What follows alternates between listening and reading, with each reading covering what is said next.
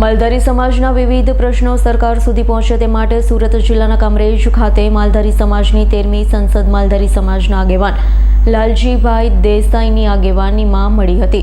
Body સંખ્યામાં માલધારી સમાજના આગેવાન અને યુવાનો હાજર રહ્યા. સુરત જિલ્લાના કામરેજ ગામ ખાતે માલધારી વિકાસ સંગઠન ગુજરાત દ્વારા 13મી માલધારી સંસદ મળી હતી. માલધારી સમાજના આગેવાન લાલજી દેસાઈ અને પાલ આંબલિયાની આગેવાનીમાં મળેલી આ બેઠકમાં ગુજરાતમાં થતા માલધારીઓને થતા અન્યાય બાબતે અવાજ ઉઠાવવામાં આવે, સરકાર સામે લડત આપવી, ન્યાય મળે, સમાજમાંથી કુરિવાજ દૂર થાય, લગ્ન પ્રસંગ અશુભ પ્રસંગોમાં ખોટા ખર્ચો બંધ કરવામાં આવે, ગૌચરને બચાવવા માટે આંદોલન, દૂધના ભાવના પ્રશ્નો, માલઢોરને સાચવવા માટે સરકાર વાડાઓ ફાળવે, સમાજમાં શિક્ષણ વધે, રબારી ભરવાડ આહિર ગઢવી સમાજ સંપીને સાથે રહે અને સંગઠિત થાય. છેવાડા ગામના માલધારી સમાજના દરેક પ્રશ્નો સરકાર સુધી પહોંચે તે માટે આ માલધારી સંસદ યોજવામાં આવી. આયોજિત આ માલધારી સંસદમાં બોડી સંખ્યામાં માલધારી સમાજના આગેવાન અને યુવાનો હાજર રહ્યા.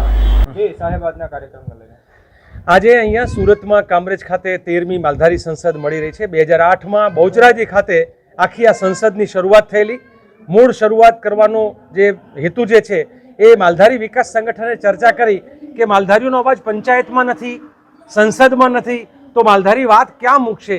એટલે માલધારી વિકાસ સંગઠનના માધ્યમથી માલધારી સંસદનું આ પ્લેટફોર્મ એવું કે જેમાં નેતા હોય કે કાર્યકર્તા, એ માલ ચારનાર માલધારી હોય કે પછી એ ઉદ્યોગપતિ હોય, બધા એક જ જગ્યાએ સમાન જગ્યાએ બેસવાનું અને સૌને સવાલ પૂછવાનો, સૌને વાત કરવાનો અધિકાર. નેતા આવે ને ભાષણ કરીને નીકળી જાય એવું નહીં, એવી આ માલધારી સંસદ આજે અહીંયા મળી છે. અને આવનાર ભવિષ્યમાં કે ભાઈ માલધારીઓનું ભવિષ્ય શું, શિક્ષણમાં, આરોગ્યમાં, રોજગારમાં, રહેણાંકમાં, જ્યાં બધેથી માલધારીઓ સાથે એક પ્રકારની અસ્પૃશ્યતા એક નવા વિકાસના મોડલમાં થઈ રહી છે. આજે ઘણા સવાલો આવ્યા કે ભાઈ સુરતમાં માલધારીઓના દીકરા દીકરીઓને પ્રવેશ મેળવવો હોય તો પણ માલધારી છે તો છેલ્લે પ્રવેશ જે છે અટકાવવામાં આવે. અનેક સોસાયટીઓમાં બોર્ડ લાગેલા છે કે જ્યાં માલધારીઓને પ્રવેશ નથી. તો માલધારી સમાજનું એક તરફ એક્સક્લુઝન થઈ રહ્યું છે, એક તરફ એને જે છે બાદબાકી થઈ રહી છે, હાંસિયામાં ધકેલાઈ રહી છે, ગૌચરો લૂંટાઈ રહ્યા છે, ગાયોને રાખવા માટે પાબંદી છે. તો માલધારીનો રોટલો ને ઓટલો ના રજડે, કારણ કે માલધારીઓ તો રૂડા છે, એના રોટલા અને ઓટલાથી અને આ બંને જો રજડી જાય એ ન થાય એના માટે. અને 1-2 વર્ષ કે 5 વર્ષની ચિંતા નહીં, પણ આવનારી પેઢીઓની ચિંતા કરવા માટે સર્વ સમાજની સાથે કેમ એકરૂપ થઈને જીવી શકાય, એકબીજાના મનમાંથી વેરઝેર કેમ થઈ શકે, એના માટેની આજે સંવાદની આખી આ પ્રક્રિયા છે. જી ભગવાનભાઈ, આજે કાર્યક્રમ શું હતો?